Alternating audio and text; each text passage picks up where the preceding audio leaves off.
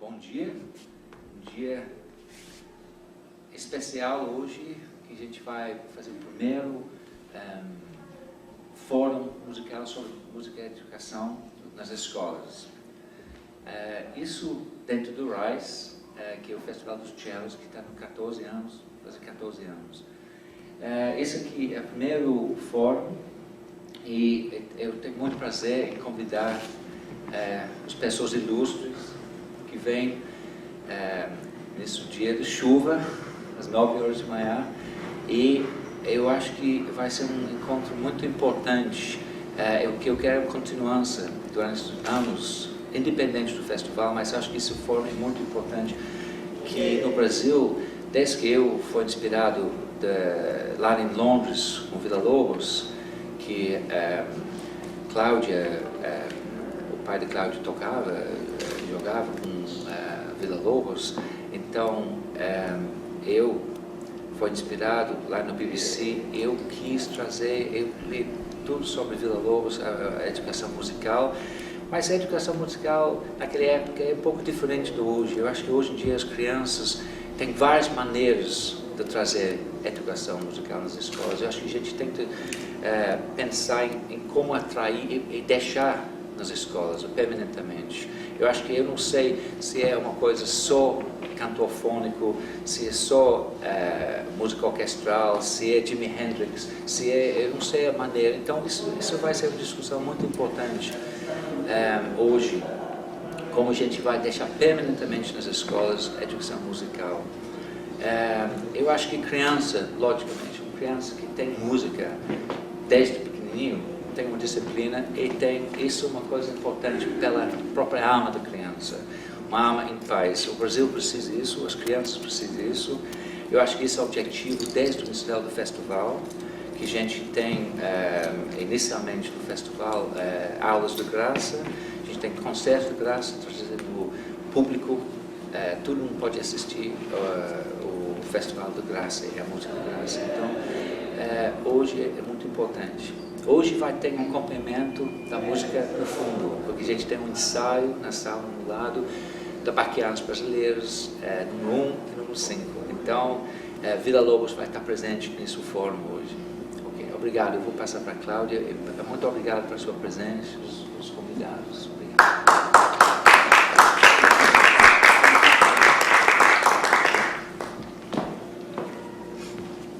Bom, hoje nós estamos aqui dando início ao primeiro fórum relacionado à educação, ensino e à educação.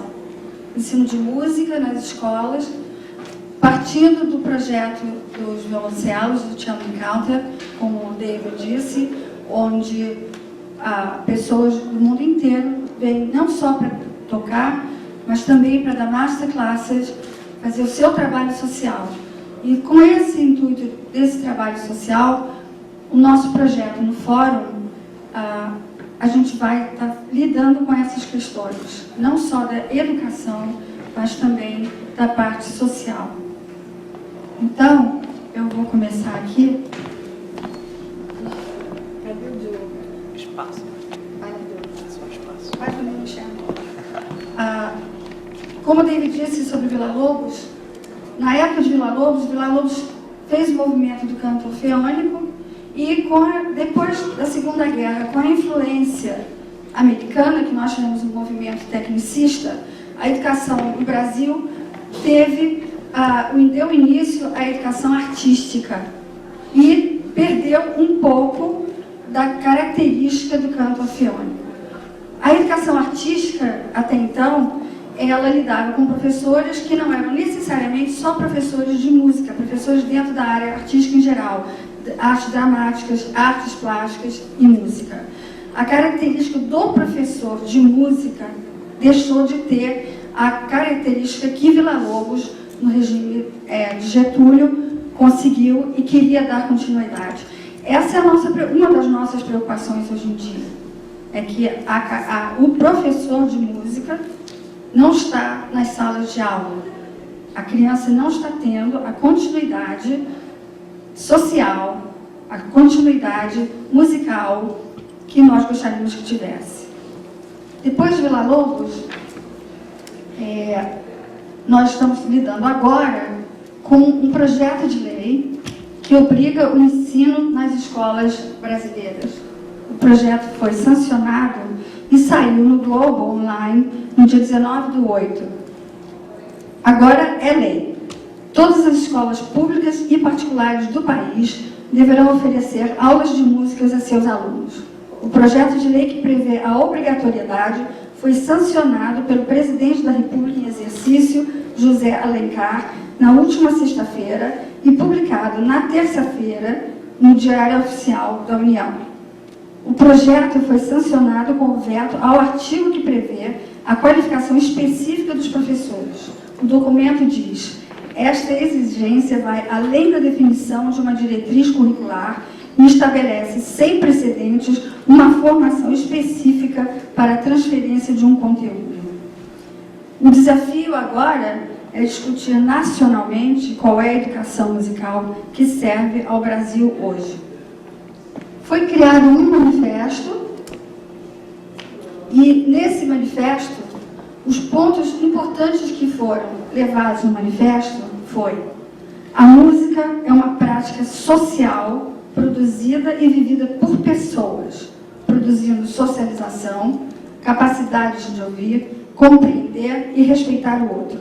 A aprendizagem musical contribui para o desenvolvimento cognitivo, psicomotor, emocional, afetivo e, principalmente, para a construção de valores pessoais, sociais de crianças e jovens. Hoje nós contamos com a presença de pessoas que trabalham na área de música, composição, na área artística e na área social. Eu gostaria de chamar à nossa mesa a senhora Alicia Lucas,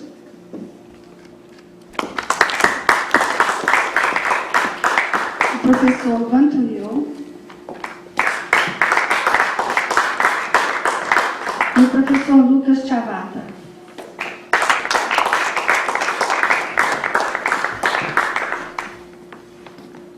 Bom, a nossa mesa, nós vamos abrir um debate ao público, onde nós vamos fazer um intervalo depois da apresentação de cada um, e o público poderá elaborar perguntas, e ao final dessas perguntas, onde nós vamos fazer uma discussão e um debate, vamos elaborar um documento que será redigido e enviado ao Ministério como prova do nosso esforço, do nosso trabalho, do que nós achamos importante para a nossa educação e a educação das nossas crianças.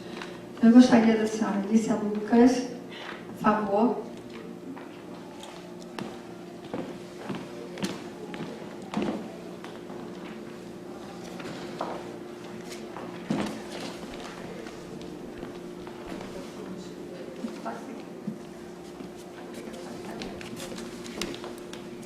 Bom dia.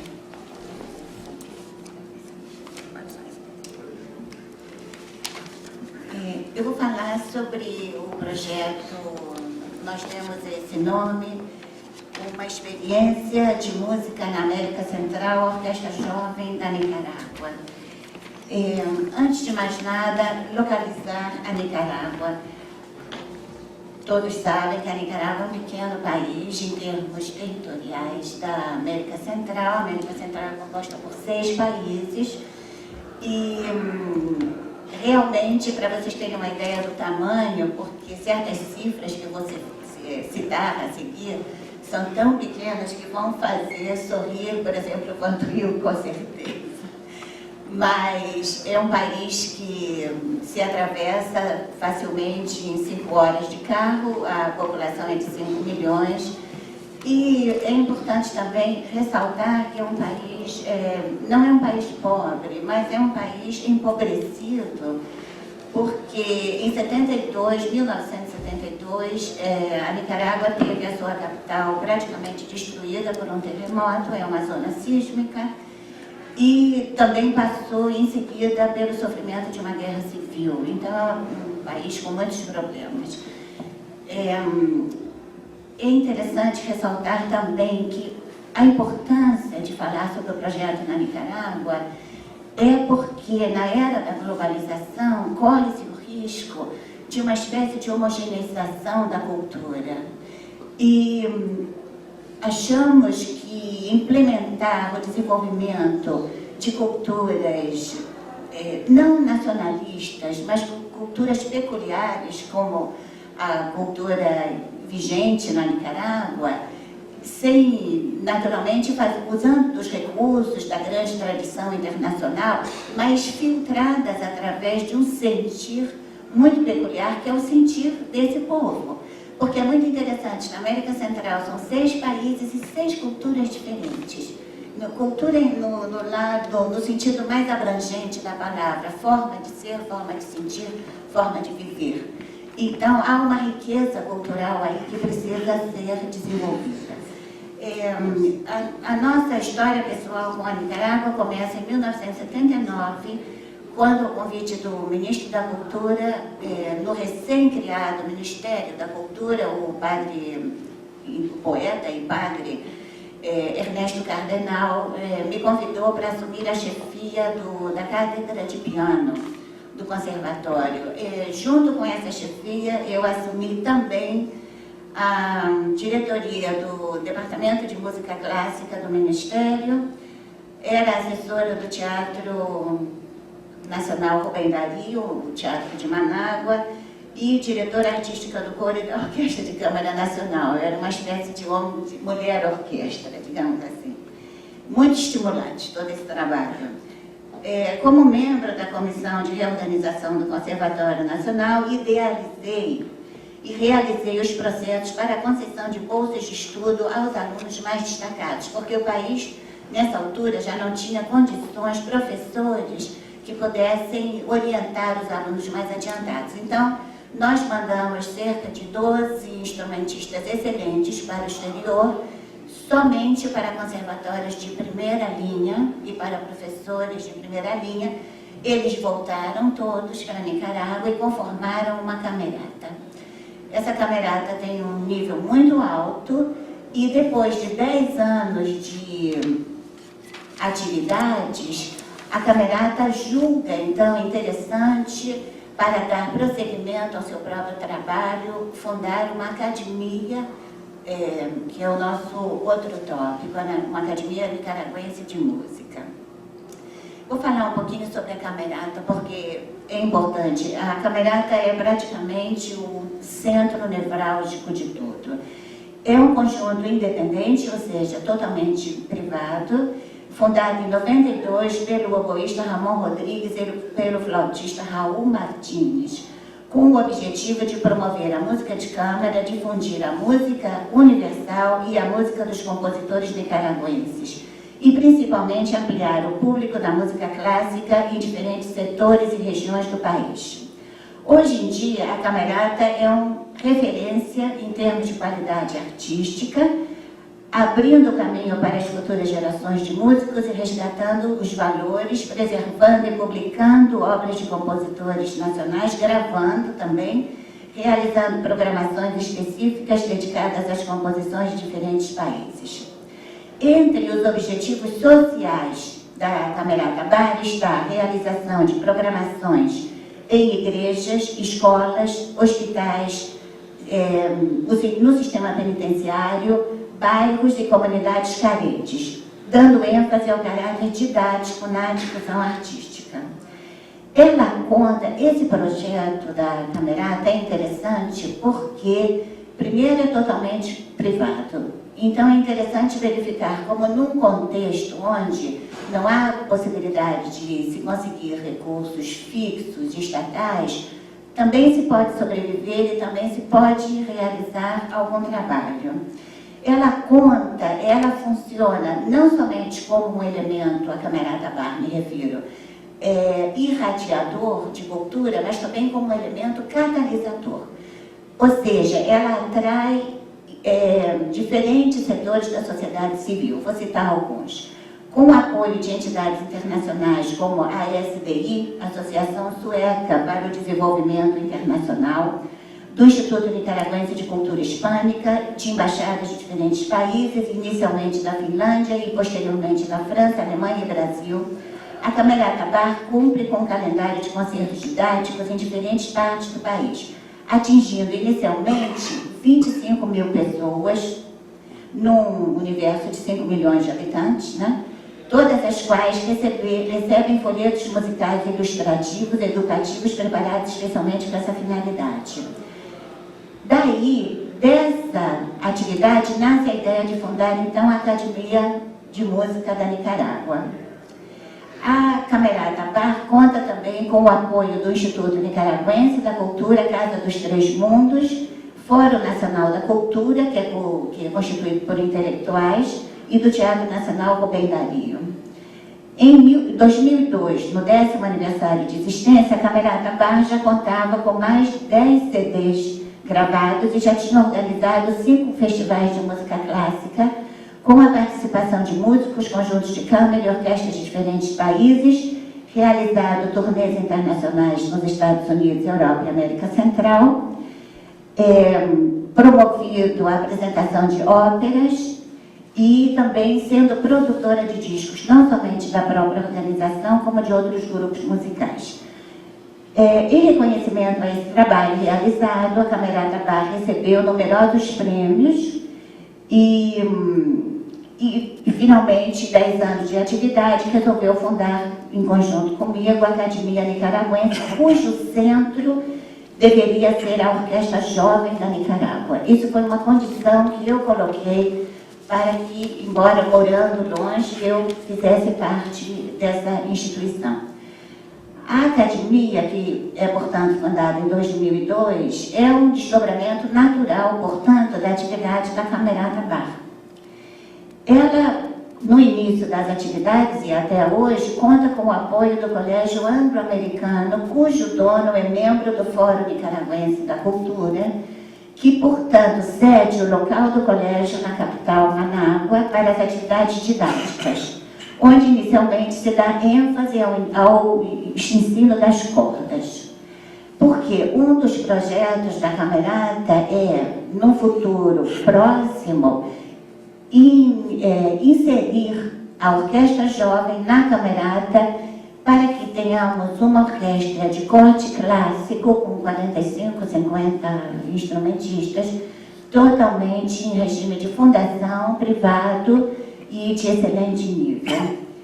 Em outra cidade, em Granada, já existe a Fundação Casa dos Três Mundos. Essa conta com o apoio direto da Alemanha, onde são impartidas inicialmente classes de instrumento de sopro e que mantém uma estreita colaboração com o país que apoia esse projeto, a Alemanha.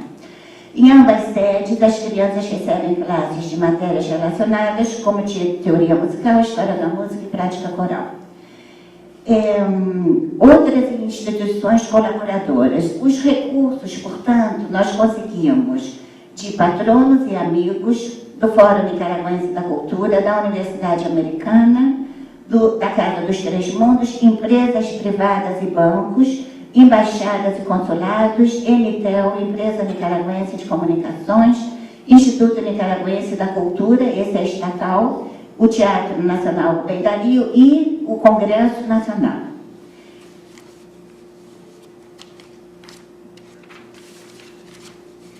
Os cursos ministrados atualmente, instrumentos de cordas, sopro, percussão, teoria musical, história da música, canto e prática coral.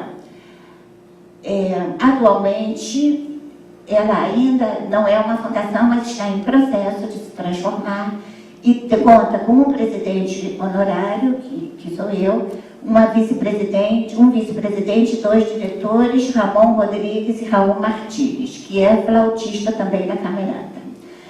Nós temos uma base de apoio num grupo que se chama Música em los Barrios, que não é do nosso projeto, mas que tem estreita colaboração com o projeto e que abarca o universo de umas 2.000 crianças. Dessas crianças, nós fazemos a captação para a Orquestra Jovem. A Orquestra Jovem, portanto, tem o objetivo de permitir aos jovens ter conhecimento dos mais altos valores culturais e humanos através da música, favorecendo simultaneamente a integração social da juventude. É um projeto para as crianças do país. Também é um projeto para o futuro dessas crianças, porque é profissionalizante. É também um projeto para o futuro da Nicarágua, porque nele se utiliza o ensino da música para formar mentes nobres, de valores elevados e refinada habilidade instrumental. Isso, essa capacitação que você diz que é feita nos bairros, né? Nos bairros é feita uma iniciação musical, tradicional, com flauta doce, por essa ONG que se chama Música em los Barrios. Sim, mas como é que essa música é levada? Eles vão aos colégios, os professores vão aos colégios e fazem aí a atividade deles. Desses grupos, que eu acho que nesse ponto tem um ponto de apoio com o projeto de Barra Mansa, que também é nos colégios, digamos, a grande base de desenvolvimento inicial das crianças, não é isso? Certo. Então, há outras formas também de captação de instrumentistas. O primeiro é esse que eu falei, o projeto Música nos Barrios, que é organizado por uma organização independente que conta com financiamento de países europeus. Essa organização não pertence ao nosso grupo da Camerata Bar, porém mantém com ela estreitas relações de colaboração. E nesse ponto é que eu digo que o projeto tem uma certa originalidade, porque ele funciona como aglutinador, inclusive, como catalisador e aglutinador. O projeto Música nos Bairros conta já com monitores de flauta doce, bom, isso é a questão clássica, né? Já existem crianças provenientes desse projeto tocando na orquestra jovem, ou seja, está perfeitamente integrado. Outra possibilidade de captação de instrumentistas são os contatos que a Camerata Bar e a própria orquestra jovem faz nos colégios e igrejas das diferentes cidades da Nicarágua. Aqui um dado interessante, é um pequeno país, mas é um país que tem as suas distâncias. Há crianças, por exemplo, que vêm de um grande lago, que se chama Lago da Nicarágua, justamente, então eles têm que tomar um barco, depois um ônibus, é um longo percurso, mas as crianças chegam até a Academia Nicaragüense.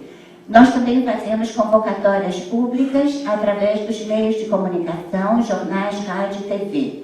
Tem um grande marketing, nós temos acesso, e devo dizer que o Ramon Rodrigues, que é o diretor executivo do projeto, é uma pessoa excepcional. Ele é um grande oboísta e ele é um grande executivo. Essas duas qualidades são muito difíceis de se encontrar numa só pessoa, mas ele é um dínamo. Realmente, o projeto vive porque tem a extraordinária energia do Ramon Rodrigues na cabeça. E também há uma outra possibilidade de difusão através das famílias e dos jovens que já estão integrados ao projeto. Os métodos de ensino. Cada instrumento tem seu próprio método, naturalmente. No caso das cordas, trabalhamos inicialmente com o método Suzuki e depois com outras opções. Há várias formas de motivação dos alunos. Os alunos são incentivados, recebem bolsas de estudo, isso é muito importante falar. Vou falar depois. Atualmente, os instrumentos são obtidos por doações dos patronos, amigos da Camerata e da Academia, bem como de algumas empresas privadas e estatais. Atualmente, nós contamos com 40 violinos de diferentes tamanhos, 3 violas, 3 cellos, um contrabaixo, 3 flautas, 2 oboés, 2 clarinetes, 2 trompetes, um trombone, 2 tímpanos, bateria, piano. Vocês têm que imaginar que isso absolutamente não existia nada meia dúzia de anos atrás. E como se diz na Nicarágua, foi tudo cavado com as unhas. Quer dizer, quase não tínhamos ferramentas. É um provérbio nicaragüense, trabalhar com as unhas. O corpo docente. Atualmente, o corpo de professores conta com 3 professores de violino e viola, 1 de cello, contrabaixo, flauta, oboé, clarinete, trompete, piano, guitarra, 2 de guitarra, 2 de piano, 1 de canto e prática coral. O projeto todo conta com 100 crianças. A orquestra tem somente 21, mas eles recebem atenção muito personalizada. É uma orquestra de muito bom nível. As apresentações deles são mensais e eles também se apresentam em conjunto com a Camerata Bar e de outras instituições. O repertório sempre combina música universal, latino-americana e nicaragüense. Publicidade e marketing. A publicidade e marketing é realizada pela rádio, jornais e televisão. Distribuição de folhetos e filipetas e difusão das próprias famílias e alunos que já fazem parte do projeto. Agora vem o lado mensalidades escolares. O projeto é aberto a todas as classes sociais e níveis de alunos, com o intuito de favorecer a integração social. É feita inicialmente uma avaliação das possibilidades econômicas dos pais em cada família, mediante entrevista e preenchimento de um formulário específico. Dependendo do resultado socioeconômico, são fornecidas bolsas de ensino. Bolsa de estudo completa, meia bolsa de estudo e bolsa de estudo completa mais o transporte, ou seja, em forma de ajuda econômica. Para os alunos que têm condições econômicas de todo nível, dependendo do nível econômico, as mensalidades variam, não sorriam, de R$ 5 a R$ 50 mensais. Ou seja, depende exclusivamente da sinceridade na hora do preenchimento do formulário. Proporção das bolsas. Atualmente, 75% dos alunos têm algum tipo das bolsas mencionadas acima. Propriedade dos instrumentos. A propriedade é, naturalmente, do projeto e os pais assinam um termo de responsabilidade no caso de que os alunos, é o mesmo esquema da Orquestra de Barra Mansa. No caso que os alunos tenham alguma condição econômica, se facilita a compra do instrumento a prazo, em suaves prestações, etc. Metas futuras. No momento, a principal meta é a criação da Fundação Camerata Bar. Isso nós pensamos que facilitará a recepção de doações, contribuições públicas e privadas e, sobretudo, contribuições fixas, que é o que está faltando. As contribuições são muito aleatórias. A criação de uma orquestra infantil, que vai servir de base para a juvenil, naturalmente. Já temos uma filial em outra cidade de montanha que se chama Massatep, com 35 crianças. Há uma meta também de melhoria salarial dos professores, ampliação do currículo escolar, obtenção de um local próprio, que não dispomos ainda, e a aquisição de novos instrumentos. E, por último, em breve período, o inserimento da orquestra jovem com a camerata, conformando uma orquestra sinfônica.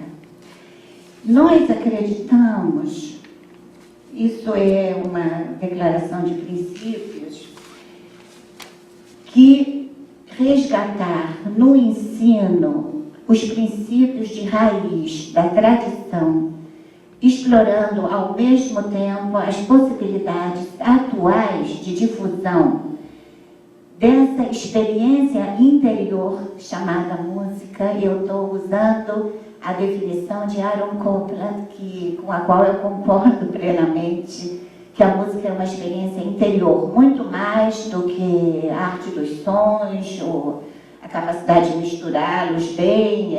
Na realidade, a música extrapola todos esses que, na realidade, são meios, são ferramentas. E para plateias, então, a música tem essa finalidade, difundir essa música e esse acontecimento interior para plateias cada vez mais numerosas.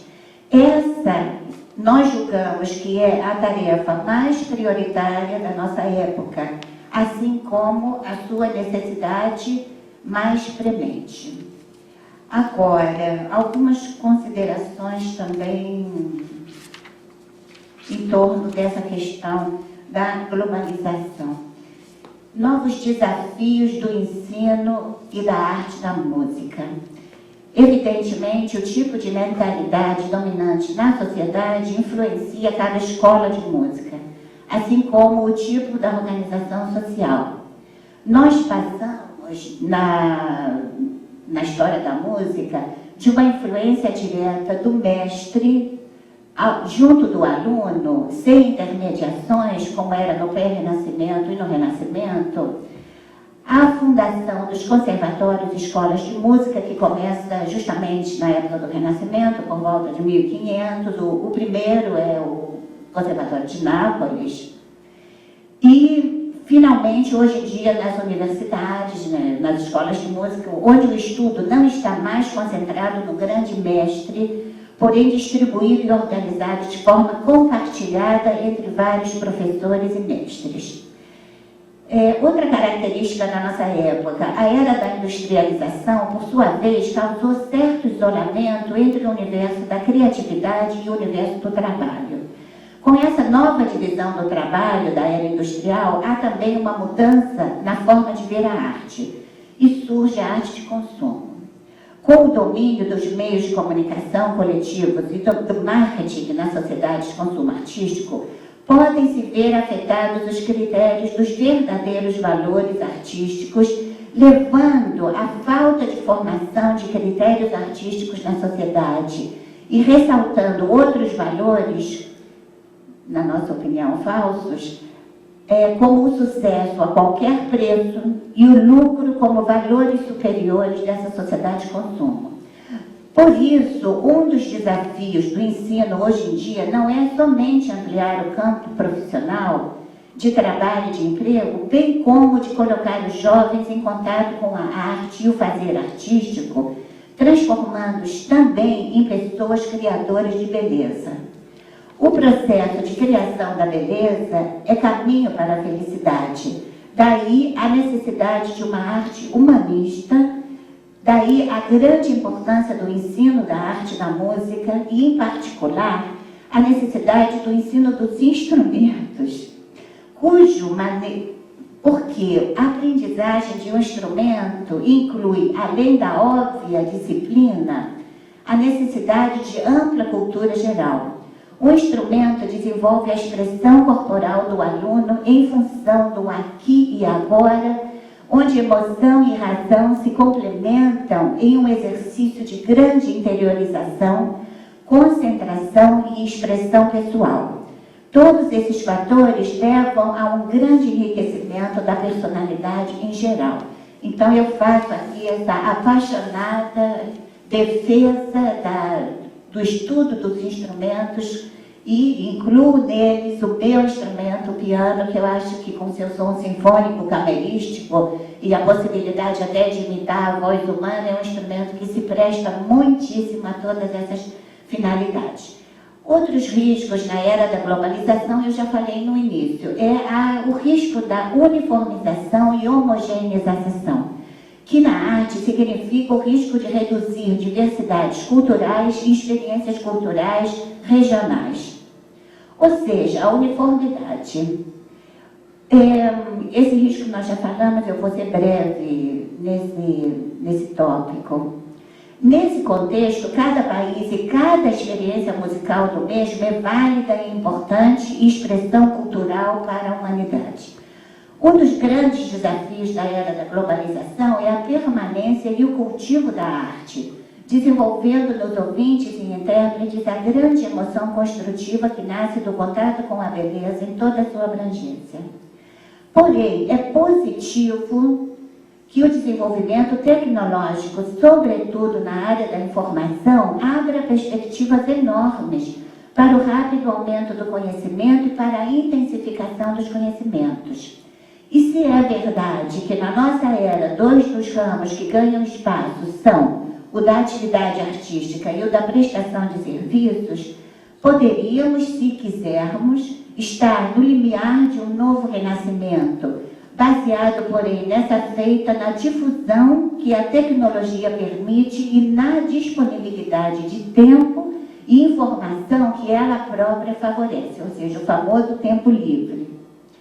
Há de se fazer consciência, portanto, e estruturar formas de organização que possibilitem esse passo, como o uso dos meios de comunicação como multiplicadores, o ensino da música nos colégios e a criação de orquestras infanto-juvenis. Esse é um programa completo.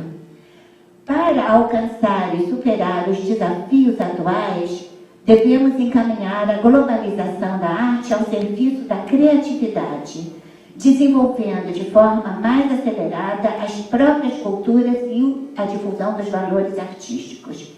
Esse é um dos desafios do nosso século, porque o futuro da sociedade está na sociedade criativa. Para terminar, vou citar 3 frases oriundas de diferentes lugares e épocas, que são muito inspiradoras. Uma de Fernando Pessoa. O valor das coisas não está no tempo que elas duram, mas na intensidade com que acontecem. Por isso, existem momentos inesquecíveis, coisas inexplicáveis e pessoas incomparáveis. O outro é de Aristóteles. As coisas necessárias e úteis em função das belas. E o último é do Suzuki.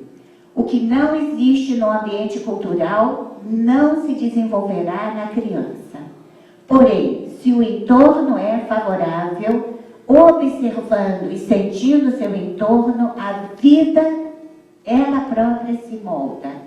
A criança treina a si mesma e desenvolve suas habilidades. E treinando-se, se supera. Esse é um programa de uma pessoa que conhecia do assunto. Ele mesmo dizia que ele não tinha intenção de criar virtuosos, mas bons cidadãos. Esse é o Suzuki e essas são as palavras com as quais eu encerro essa participação. Muito obrigada.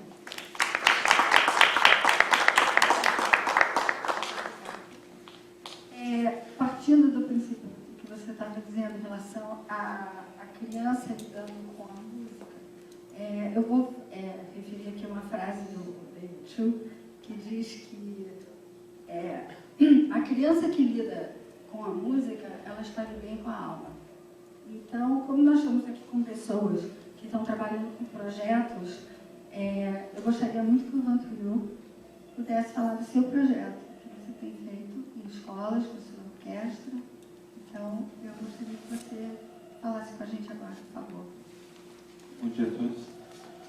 É um prazer estar aqui e apresentar um pouco do que nós estamos fazendo em Barra Mansa. Bom, Barra Mansa é uma cidade do interior do Rio de Janeiro, do sul fluminense, talvez a terceira cidade de quem vem de São Paulo para o Rio. Está perto de Resende, Volta Redonda, e eu sempre expliquei que Barra Mansa precisava deixar de ser a cidade que está entre Resende e Volta Redonda. E nós estamos fazendo um trabalho ali justamente para tirar Barra Mansa dessa obscuridade. Nós tínhamos uma cidade que, primeiramente, agropastoril, que passou a ser industrializada com a implantação da CSN, até que depois a cidade foi dividida e nós tivemos a criação do município de Volta Redonda, que ficou com a área industrializada, e Barra Mansa ficou com a área agropecuária, e posteriormente outras empresas se instalaram ali, mas hoje é uma cidade industrial, agroindustrial, cidade que tem um potencial industrial muito grande. E historicamente Barra Mansa não teve muito desenvolvimento e não teve muitos movimentos culturais realizados ali. Barra Mansa sempre foi uma cidade que vivia de absorver a produção cultural, a produção artística que era feita no Rio de Janeiro. Quem quisesse ter algum contato com alguma produção cultural, qualquer que seja, música, cinema, teatro, o que fosse, tinha que se deslocar para o Rio de Janeiro. E isso criou um problema na cidade, porque nossos jovens vivem numa área periférica muito grande. Barra Mansa tem uma extensão muito grande e um centro pequeno. Então, a maior parte da população está na periferia. E essa possibilidade de acesso a bons concertos, a boas apresentações teatrais, era totalmente nula para essa população. Então, nós tivemos um crescimento da violência nessa área periférica, tivemos uma diminuição da capacidade de aprendizado dessas crianças. As crianças tinham um índice de reprovação muito alto e, sobretudo, a produção cultural na cidade era zero, nenhuma. As tentativas que nós tivemos há uns 20, 30 anos atrás de formação de uma banda, tentaram formar uma banda e essa banda durou alguns 10 anos e logo depois foi desestruturada, acabou, e nós passamos por mais uns 20, 25 anos sem nenhuma produção na cidade.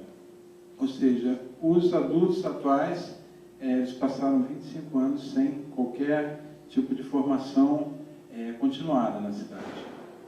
Então, em 2003, nós criamos a oportunidade de implantar um projeto. Eu sempre brinco que foi um problema que solucionou a história cultural da cidade, que virou. Nós tivemos um problema. Tinha uma banda dessas fanfarras na cidade, que na verdade não era nenhum movimento cultural, era só uma atividade que as crianças faziam ali. Algumas crianças, creio que 35 ou 40 crianças, mas não eram tão crianças, já tinham alguns jovens, 18 a 20 anos, e eles tiveram um problema porque o contrato do responsável havia vencido e legalmente ele não podia continuar trabalhando com eles. Então, houve uma comoção na cidade, porque a única coisa que teoricamente seria cultural na cidade ia acabar. Bom, então apareceu a oportunidade de implantar uma nova banda na cidade. E nós fizemos a proposta de não implantar uma nova banda, mas sim implantar um novo projeto cultural. A cidade precisava. Tinha uma área enorme, com 25 mil crianças sendo atendidas na educação fundamental, e nós vimos ali a possibilidade do crescimento dessa produção cultural na cidade. Ou seja, juntamos a necessidade com a oportunidade. Tínhamos ali a possibilidade de buscar, nesse meio escolar, a criação e gerar uma ambiência para o crescimento dos talentos, que mais tarde nós acabamos descobrindo que realmente existiam na cidade. Por que nós buscamos a educação nas escolas? Eu já conversei longamente isso com a Alicia e disse que, na verdade, nós resolvemos o problema de maneira mais econômica. A história em Barra Mansa partiu também por um lado mais técnico, menos artístico. A verdade é que no Brasil, historicamente, a cultura é tratada como uma área totalmente diversa da educação, infelizmente, porque isso não é verdade, isso não deve acontecer assim, mas os nossos administradores, eles pensam cultura separada de educação. Nosso próprio orçamento, ele trata educação de forma diferenciada da cultura. E Barra Mansa é uma coisa até interessante. Nosso orçamento para a cultura é de R$1 milhão. E o nosso orçamento para a educação, por conta do artigo 302 da Constituição e a lei orgânica também do município, é em torno de 70 milhões. Então, nós temos um grande absurdo. Temos 1 milhão para a cultura e 70 milhões para a educação. Bom, por que eu digo assim por que Barra Mansa aconteceu dessa forma? Eu trabalho, na verdade, na controladoria do município. Então, eu tenho acesso a todo o orçamento, toda a produção orçamentária, todas as leis. Na verdade, eu sou responsável por fazer essas coisas lá. Então, o que eu pensei? Bom, eu preciso de produzir cultura na cidade. A cultura na cidade não tem dinheiro. Nós não vamos produzir cultura, nós vamos transformar esse projeto num projeto de reeducação da cidade. Vamos transformar um projeto, na verdade, educacional e não cultural. É lógico que nós vamos unir a cultura, tudo que eles pensam que é separado, que nós defendemos que é unido, numa coisa só, e já sabemos que daí nós temos disponíveis 70 milhões anuais. O projeto não tem 70 milhões anuais, né, licença? Se fosse, seria uma maravilha. Mas nós buscamos na educação a forma de manter o projeto. Esse foi o primeiro passo, foi talvez o mais importante, descobrir como que o poder público poderia bancar a produção cultural da cidade e ter realmente uma resposta legal para justificar os gastos que seriam feitos ali. Bom, essa foi a primeira fase. Convencer seria a segunda fase, convencer os administradores que aplicar recursos num projeto de formação seria tão importante quanto construir escolas e asfaltar ruas. Esse é outro problema que se enfrenta no Brasil, porque colocar asfalto na rua dá voto, construir escolas dá voto, construir hospitais dá voto. O problema é que nós enfrentamos muitas vezes a construção da escola, ela não recebe o acompanhamento da construção de um conteúdo de verdade para colocar dentro dessa escola. A gente constrói o prédio e não coloca nada dentro, o conteúdo é zero. E nós apostamos nessa possibilidade e lá fizemos uma proposta. Vamos mudar. Vamos deixar de construir uma escola e vamos criar um conteúdo artístico para oferecer para essas crianças. Tínhamos problemas para solucionar e nós dizemos, vamos apostar que esses problemas vão ser solucionados através desse investimento. Esse foi o segundo passo. Foi o mais difícil, convencer o político de que educar dá voto. E nós dizemos o seguinte, não é só uma questão de dar voto, é uma questão até econômica. Em Barra Mansa, nós gastamos hoje em torno de R$42 mensais por criança. São 5.000 crianças atendidas, certo? Esse valor, logicamente, não é um valor corrente. Nós temos aí a aplicação em investimentos, e se nós não contarmos com nenhum daqueles critérios de depreciação, de nada, o valor integral, o aluno custa por projeto hoje R$42 mensais, que é um valor, assim, absurdamente pequeno em relação ao que se gasta por aí com outras coisas. E lá na cidade mesmo, eu tenho esse contato e tenho esses valores, nós gastamos para tentar ressocializar um menor infrator R$4.500 por mês por menor. Ou seja, educar custa menos de 1% do que reprimir. Está mais barato educar. Só que o pessoal está custando a descobrir isso. Os nossos líderes precisam parar um pouquinho e pensar que eles vão poupar muito se educar. Bom, nós conseguimos implantar esse projeto em fases. Em 2003, nós tivemos a implantação de 3 polos, um polo de percussão, um polo de metais e um polo de cordas. Com isso, a gente respondeu à necessidade imediata da cidade de reestruturar a banda, para que a banda não acabasse e os meninos tivessem como continuar fazendo o seu trabalho de desfiles, essas coisas, só que nós mudamos o foco deles. Não existia mais simplesmente uma banda na cidade. Nós implantamos um padrão de formação, buscamos professores, buscamos profissionais para que agissem na cidade. Então, nós trabalhamos com essas premissas. Essas premissas foram implantadas logo no primeiro momento, certo? Primeiro, mudar a política cultural do governo. Segundo, resgatar uma tradição histórica musical que, na verdade, não era nem um resgate, era uma criação, que não existia. Segundo, a formação de grupos musicais. Existia essa expectativa porque o município precisava. Nós somos vizinhos de Volta Redonda, que possui um projeto maravilhoso, que é implantado, liderado pelo professor Nicolau Martins, há 30 anos, e que produz resultados maravilhosos. E a nossa população, ali que antes era na cidade só, tinha a expectativa de implantar isso no município também, e nós criamos essa possibilidade. Depois, a criação da ambiência. A fala da Alicia sobre o Suzuki é muito importante, porque nós tivemos que criar lá mais ou menos um artifício, certo? Para criar essa ambiência musical. Bom, se nós seguirmos os ensinamentos do Suzuki, nós teríamos que ter a educação musical, na verdade, com a própria família participando, para que aquele ambiente musical fosse propício para o crescimento do aluno e que ele pudesse produzir na escola e continuar produzindo em casa para realmente ter uma educação de verdade. Bom, no Brasil isso é impossível, né? Nossos pais lá que trabalham na periferia, na verdade o filho fica sozinho em casa porque o pai e a mãe vão trabalhar, vão tentar sustentar a família. Como é que você faz essa ligação da família, escola, aluno? Então, aí nós criamos, no primeiro momento, uma figura muito interessante, que nós criamos um pai Suzuki adotivo.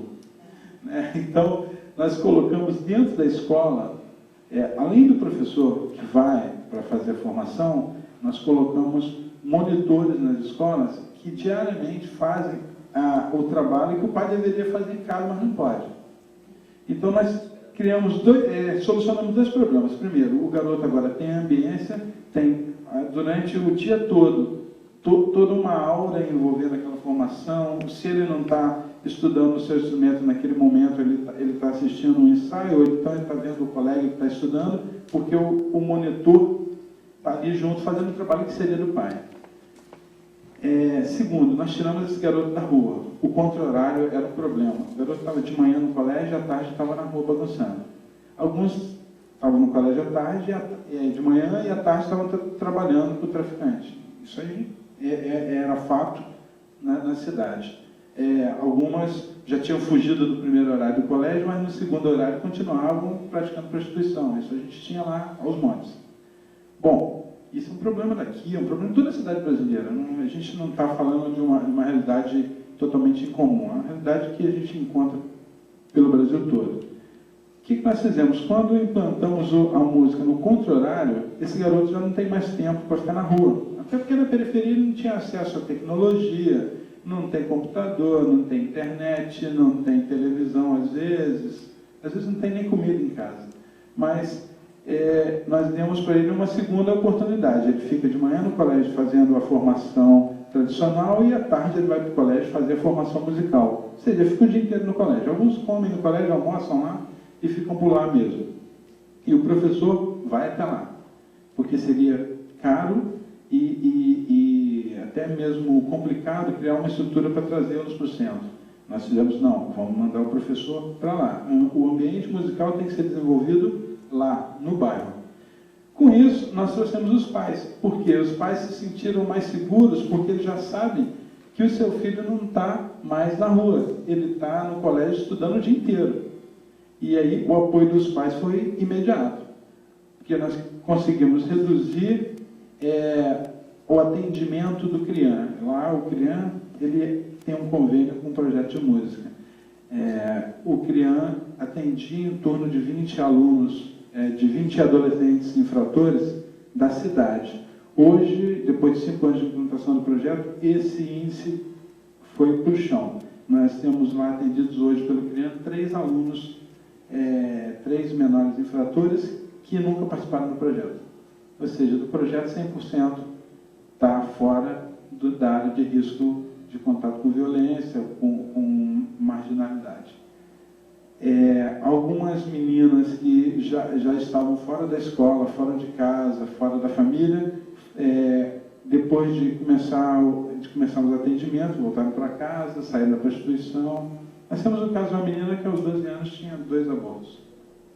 Então, é uma coisa assustadora, mas é uma realidade muito grande para nós. Então, esse foi um ponto a se vencer. Criada a ambiência, trazendo os pais como grandes aliados, certo? O projeto pôde, então, passar para a próxima fase, que foi a ampliação. No primeiro ano, atendíamos quatro escolas. No segundo ano, nós passamos... Você pode passar, que tem mais um pouquinho aí. Pode ir mais. Ainda mais uma. Aí. Esse aí era em 2006. No primeiro ano nós tínhamos 4 escolas.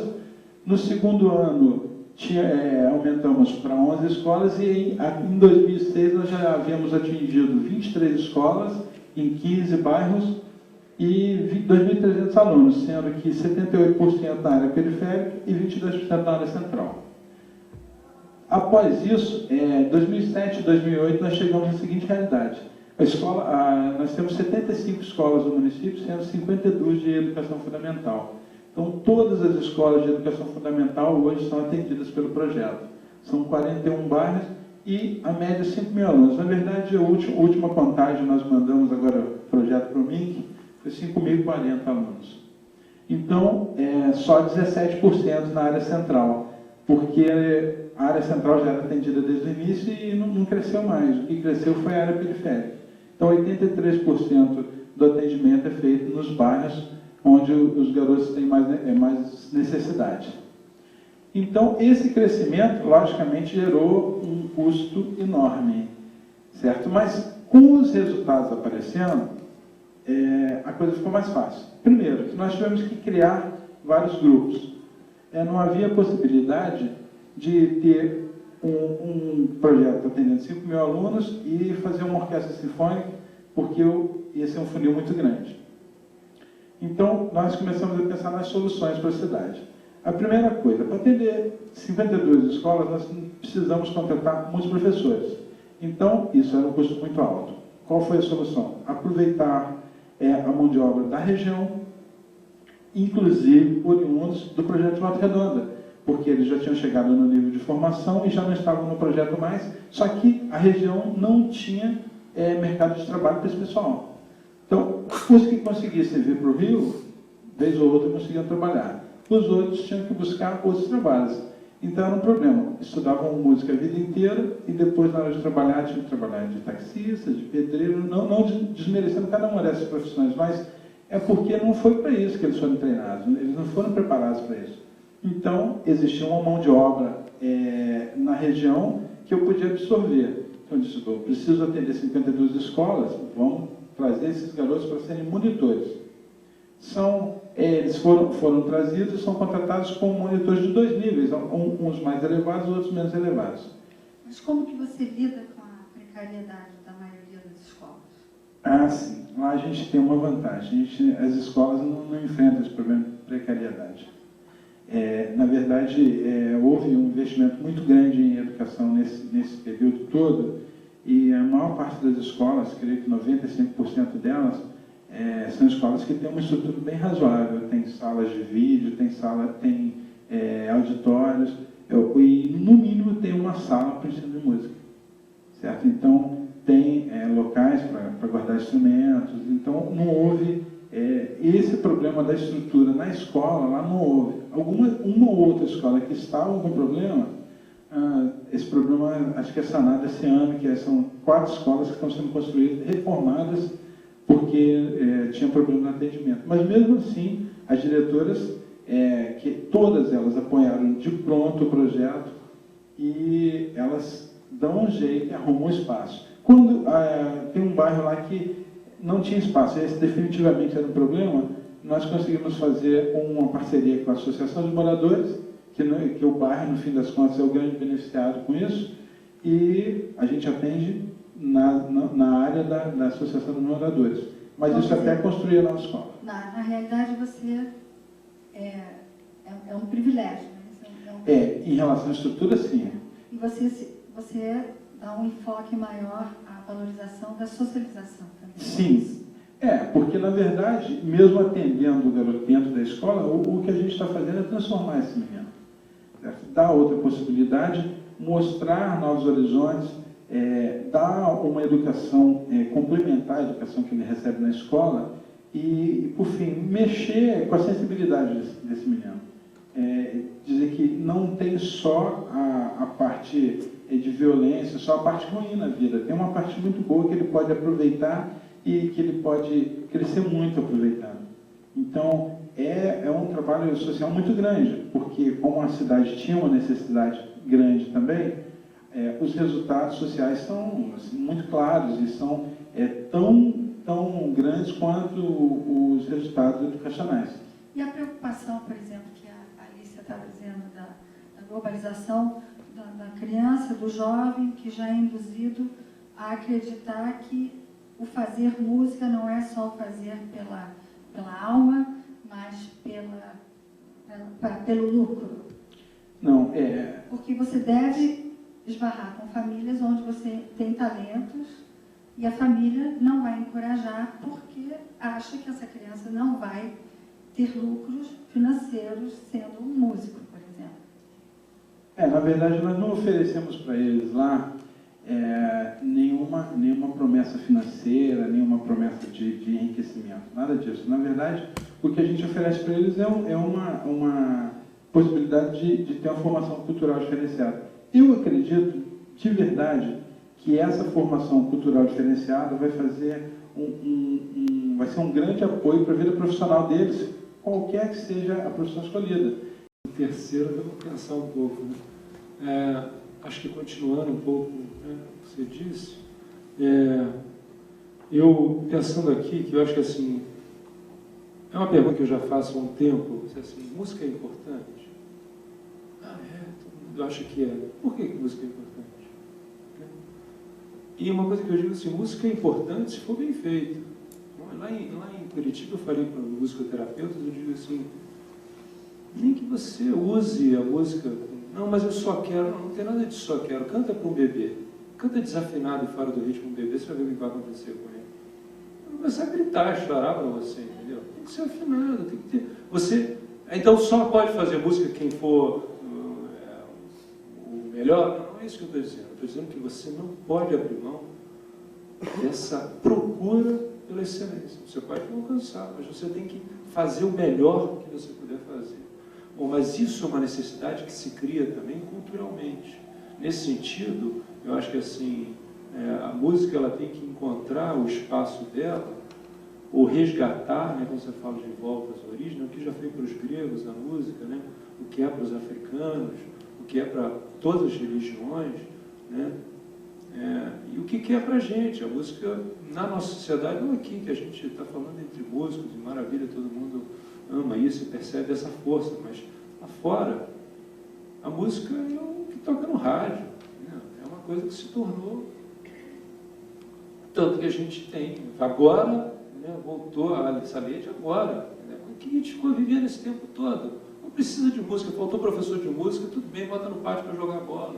Faltou professor de matemática, meu Deus, os pais vão comer a gente. Bom, então, só que a música, por que música é importante? Eu fico pensando, por exemplo, que matemática, e nesse sentido eu acho que o maior desafio é descobrir, primeiro, por que música é importante, ou que cada um acha que música é importante, e depois como é que a gente vai alcançar isso, como é que a gente vai evidenciar essa importância. Então, por exemplo, não há dúvida de que matemática é importante se matemática trabalha raciocínio lógico. Se matemática não trabalha raciocínio lógico, então vai fazer outra coisa. Não há dúvida de que química é importante, porque você começa a perceber a constituição dos materiais, que as coisas são diferentes. Agora, por que música é importante? Eu acho que, assim como música trabalha raciocínio lógico, mas não tanto quanto matemática, nenhuma outra atividade trabalha ritmo como música. Então essa é uma força que a gente tem. Nenhuma outra atividade trabalha a arte da escuta como música. Obviamente que um médico tem que saber escutar, isso é uma qualidade básica de um médico, né? Então, na verdade, essa especificidade da música, se a gente conseguir, primeiro, reentender e efetivar isso, porque nesse sentido a questão da eficiência se impõe, que não adianta a gente continuar dando aula de música e no final do ano você tem 3 ou 4. Não adianta mais escola de excelência. Escola de samba é uma escola de excelência. Eu toco, eu sei o que é. Uma escola de excelência. Mas todo mundo na Mangueira toca. Me mostra 300 integrantes, eu vou mostrar 3 milhões que não tocam, que não sabem tocar um telecteco. Vai ver as escolas de música, as pessoas que estão formando. A gente fala. Então, esses projetos são fundamentais, né, para alcançar. Mas uma coisa que eu acho que a gente tem essa desculpa na nossa cultura de que eu não tenho jeito para música. Em algumas culturas você não tem essa opção. Entra na roda, canta e dança, toca com a gente, porque se você quiser fazer parte, senão vai morar lá na floresta. Então você entra aqui, então existe uma necessidade de fazer música para compartilhar, né, aquela cultura. Uma coisa que talvez tenha se perdido na nossa, por isso não é tão importante. Então eu acho que assim, o desafio, eu acredito, né, simplesmente coloco ênfase, mais ênfase nas palavras das pessoas que vieram antes aqui, né, que falaram antes, e que eu concordo inteiramente. Mas eu acho que a gente precisa, em concordando com isso, descobrir esse desafio, dar nome a esse desafio e começar a inventar ou resgatar, talvez seja melhor, ferramentas que deem conta desse desafio. Porque se a gente não fizer música direito, não ensinar música direito, a gente vai ter um cenário daqui a 5 anos terrível, uma coisa que as pessoas dizem, olha aí, para que precisa? Olha essa lei, olha o que deu essa lei, entendeu? Então a nossa responsabilidade é muito grande, porque ninguém vai fazer isso para a gente. E a gente sabe que a gente está num país, aqui tem uma outra representante da Nicarágua, sabe que tem um país, o Urban falou, a realidade que ele enfrenta é privilegiada, como você assinalou. O que a gente vai enfrentar é dureza mesmo.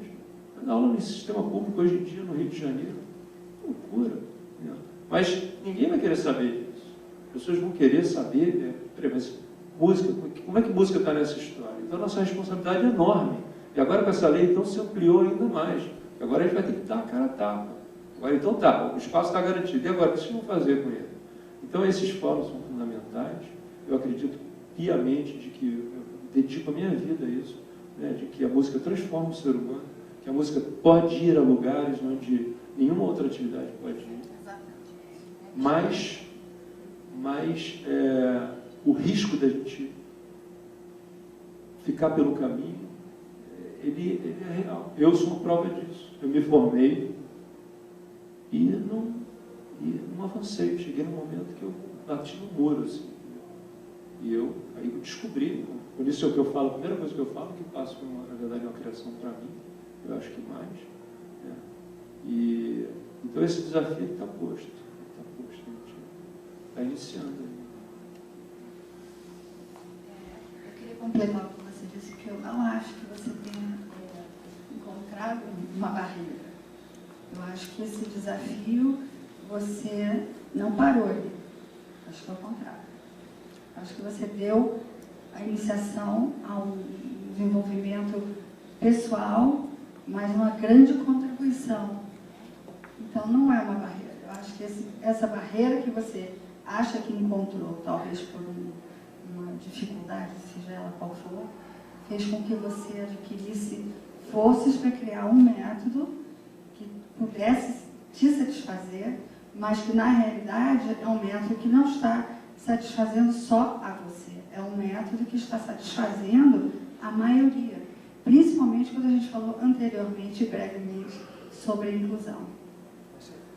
Mas antes da gente terminar, eu queria agradecer muito a vocês, mas eu queria enfatizar de novo que a música é uma prática social produzida e vivida por pessoas, proporcionando socialização, capacidades de ouvir, compreender e respeitar o outro. A aprendizagem musical contribui para o desenvolvimento cognitivo, psicomotor, emocional, afetivo e principalmente para a construção de valores pessoais, sociais de crianças e jovens. Obrigada.